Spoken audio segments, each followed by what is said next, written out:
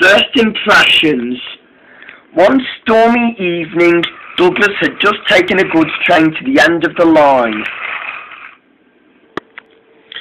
And then he pushed back into the sheds. He was in a bad mood. "Those damn electrical diesels," he said crossly. "They think our railway is out of date and they're better than this railway," he said. "Oh, just give them time," said Boko. This reminds me of what you two were like when I first came."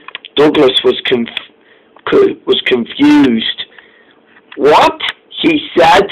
"Don't you mean what Bill and Ben were like with you when you first came?" No, chuckled Boko. "That was after," he said. When I first met you and Donald, you see me as a threat." "Oh, I don't think I remember," said Douglas. Do you think you can tell me how our friendship developed?" "Okay then, sure," said Boko kindly, and this was the story how Boko met the Scottish twins.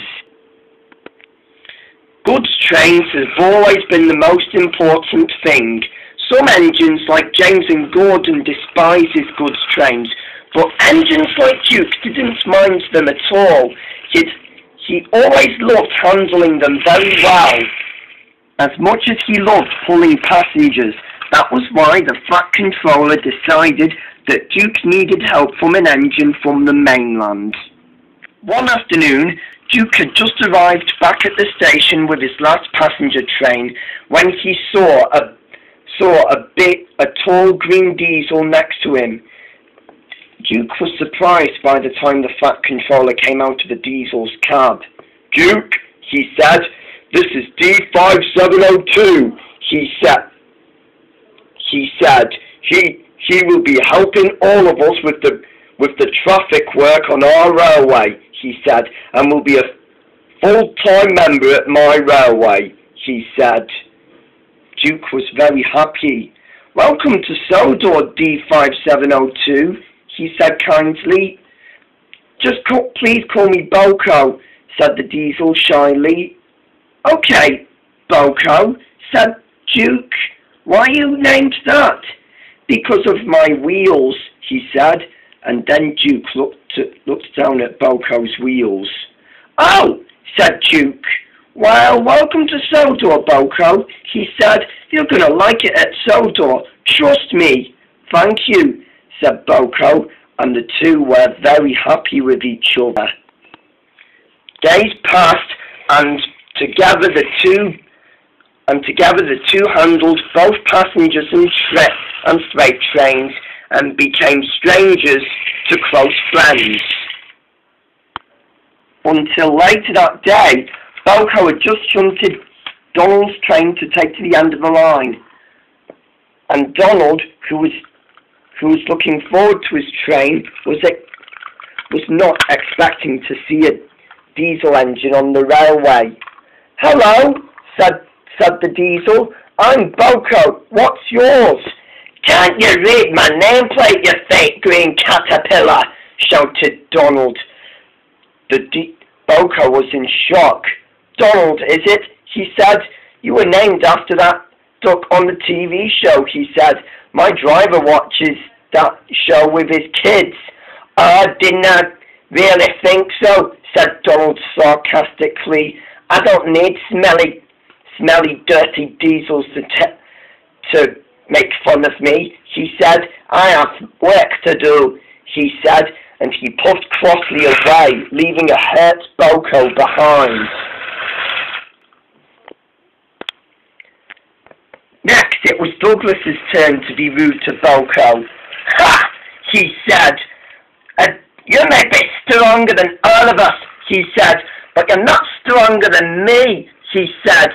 "I can pull 3 express coaches," he boasted. "And neither can a silly caterpillar such as yourself with a silly collar," he said, "and a silly coloured rooftop," he said. The guard blew his whistle, and Douglas puffed away with his full coaches of passengers. "I am strong," shouted Boko crossly. "You wait and see." Later, he told Duke about what Donald and Douglas were saying to him. "These engines are Donald and Douglas," said Duke, and they're not horrid, he said. "They're not that horrid once you get to know them," he said, and he told them, that when they've made a deputation a few years ago about if they were shocked about which one is to stay and which one of them was to be sent away and scrapped by the controller from Scotland. "Wow," said Boko. "But," he said, "I'll soon handle them by the time they've calmed down." "I wouldn't worry about them," said Duke. "It's the others you have to worry about. Make sure you settle them." "Oh, I will," chuckled Boko, and he felt better. Everyone soon made friends with Boko, except for Donald and Douglas that were both jealous and wanted Boko to be sent away. Later that day, Boko had just finished taking a goods train to the other railway, while Donald and Douglas were still taking their first passenger train to the other station. When they saw Boko, they were not happy by the time they found out that they needed a banker. "Can't the Fat Controller send a proper engine to do it for us?" said Donald crossly. "Yeah," said Douglas. "We don't need any help from this stinking one," he said. Just give him another chance, Donald and Dougie," said Douglas's driver. He may be arrogant and dishonest, but he can still help," he said. With that, the arrangements were made, and Boko was on his way. He was coupled at the back of the train, and the guard blew his whistle, and both the three engines charged ahead.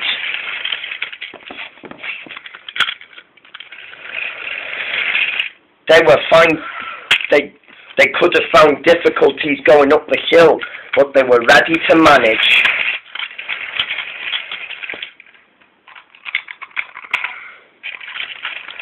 Until a few moments later, after arriving and coming back from the other railway, Donald and Douglas did become friends with Boko and were very impressed. "Not bad," said Dougie. "For a young diesel, Boko is really strong and very cheerful," and that was very high praise of the twin engines themselves.